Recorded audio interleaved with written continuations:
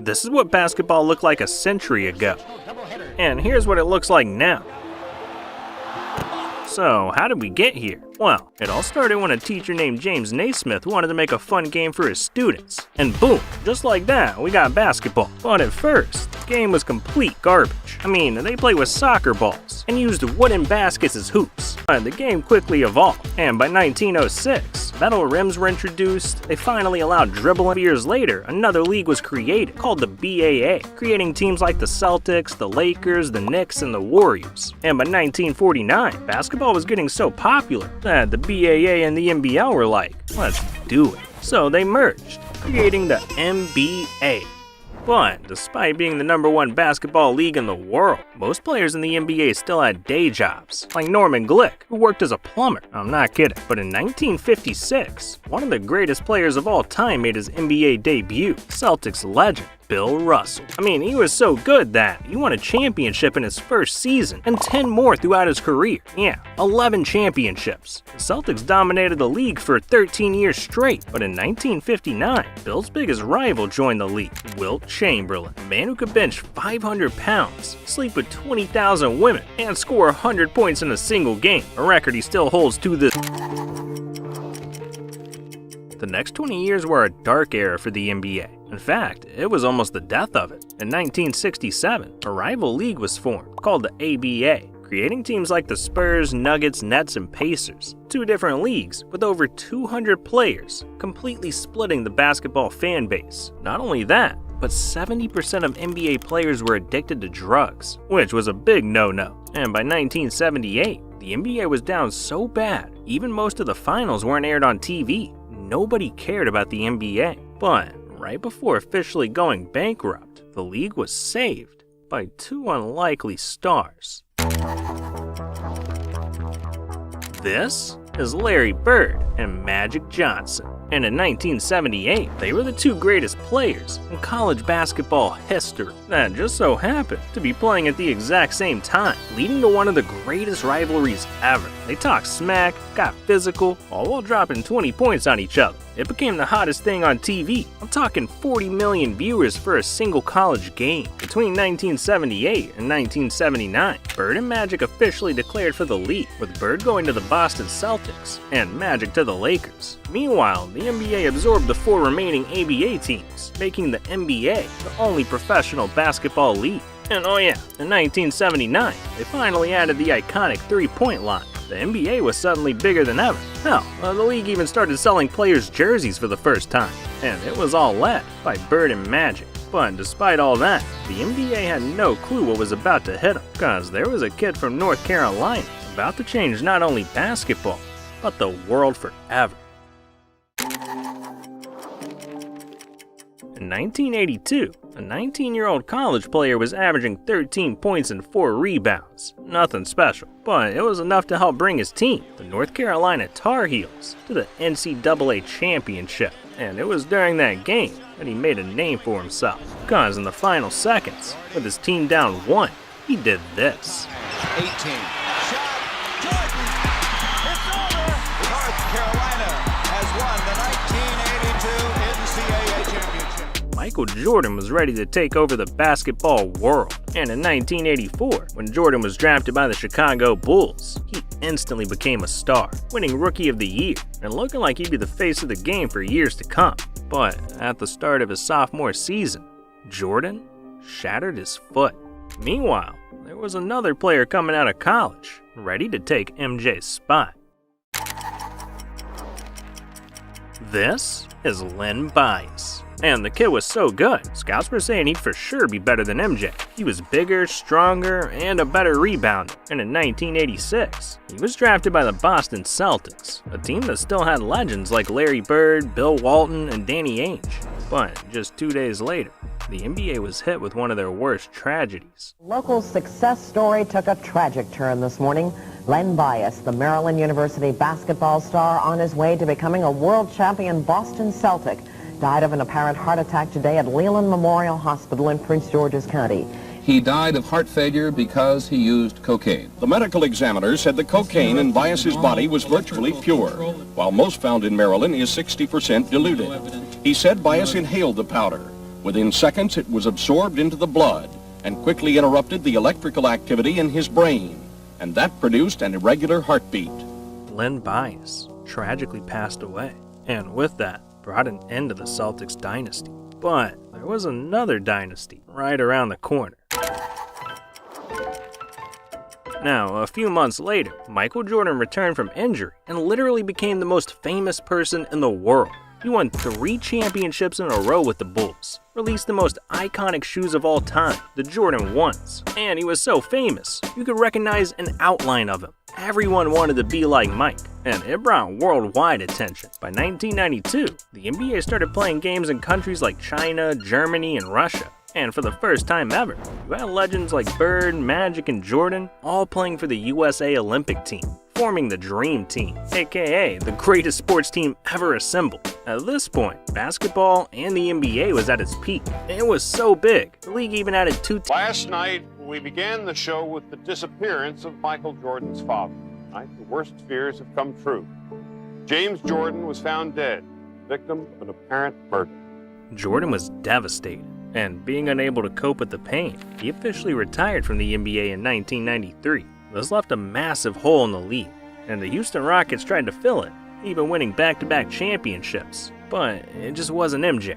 So only 2 years after retiring, MJ shocked the world with 2 of the most iconic words in NBA history: "I'm back." But when Jordan returned, he would meet the Black Mamba for the first time. And that's only one of the 8 sections coming, because with the words "I'm back," he made his return to the NBA, where he and the Bulls went on to dominate the league again, winning 3 more championships in a row, including one on Father's Day, where MJ dedicated the win to his dad.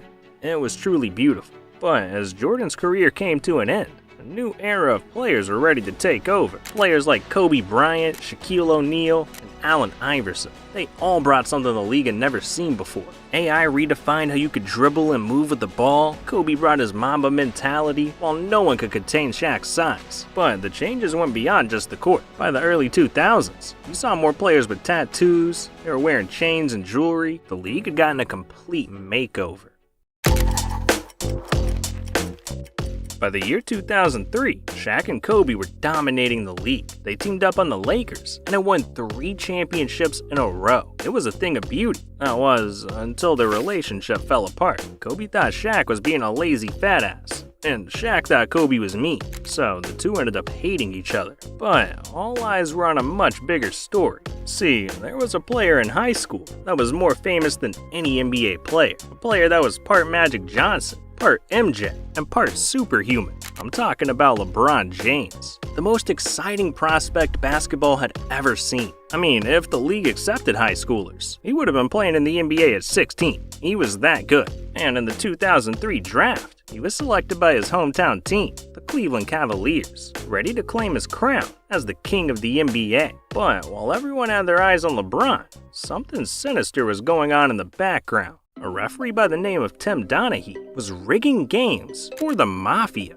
telling them which teams to put money on. And it wasn't just a single game, or even one series. He was rigging games for 4 years straight. Tim was literally changing the history of the NBA with each game he reffed. But eventually, the FBI got involved. A 2-year investigation was conducted, and Tim went to jail for 11 months. But the 2000s weren't all bad.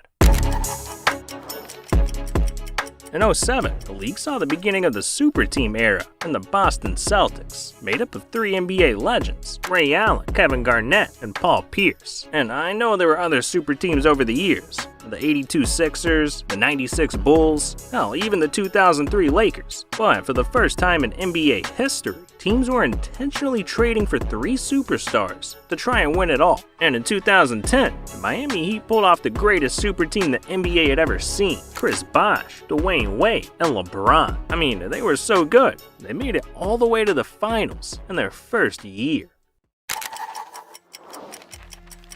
By 2011, the league had hit one of its lowest points, going into a complete lockout. Basically, team owners wanted to pay their players less. Players said hell no, and the NBA shut down. So with nothing to do all day, stars like LeBron and KD went and dominated in local gyms. Some players like J.R. Smith went overseas to play, while others were forced to literally find a normal job. no one knew if this was the end of the NBA. But finally, after 161 days, everyone came to a new agreement, and this marked the beginning of the absolutely ridiculous NBA contracts we see today. I mean, dudes like Timothy Mozgov, who averaged 6 points a game, signed a $65 million contract, while stars like Kevin Durant were signing contracts for over $160 million. To put that into perspective, the most Bill Russell got paid at the height of his career was $100 grand per year. That is only $975,000 in today's money. With the NBA finally back, LeBron lived it up in Miami, going to 4 straight finals, winning 2 of them. Basketball was witnessing a new GOAT emerge, and the NBA was in the midst of its LeBron era. By 2014, LeBron returned to Cleveland, ready to win his hometown a ring, thinking it was going to be an endless flow of championships. But there was a team in the Bay Area with a player named Steph Curry who was about to change the NBA forever. Steph Curry could shoot the ball from anywhere, and I mean anywhere. The league had never seen anything like it. 3-point shots used to just be, a normal part of the game, but now we saw Steph Curry making it the #1 option, from hitting more threes than any player in NBA history to taking home the MVP award that year and winning the 2015 NBA Finals. He broke boundaries and changed the way the league viewed shooting. So other teams started shooting threes like crazy, trying to find their own Steph Curry. But there was a problem. The dude was one of a kind. So from 2015 to 2018, it was the king of the league versus the greatest shooter of all time. And it made for some of the most memorable playoff series ever, like in 2016, when LeBron and the Cavs were down 3-1 to the Warriors in the finals. But somehow they came back and won it all, making it LeBron's greatest accomplishment. Meanwhile, international players started invading the league, like Joel Embiid, Giannis Antetokounmpo, and Nikola Jokic, who account for the last 5 MVPs from 2019 to 2023. Suddenly, the league's best players weren't even American. It was like nothing the league had ever seen before. But when nobody saw coming was a worldwide pandemic. A dangerous virus is spreading rapidly in China, and U.S. officials are very worried that it could come here. Now to growing concerns about the deadly coronavirus officially hitting the U.S. If I show up to an arena and ain't no fans in there, I ain't playing. The NBA is suspending the season.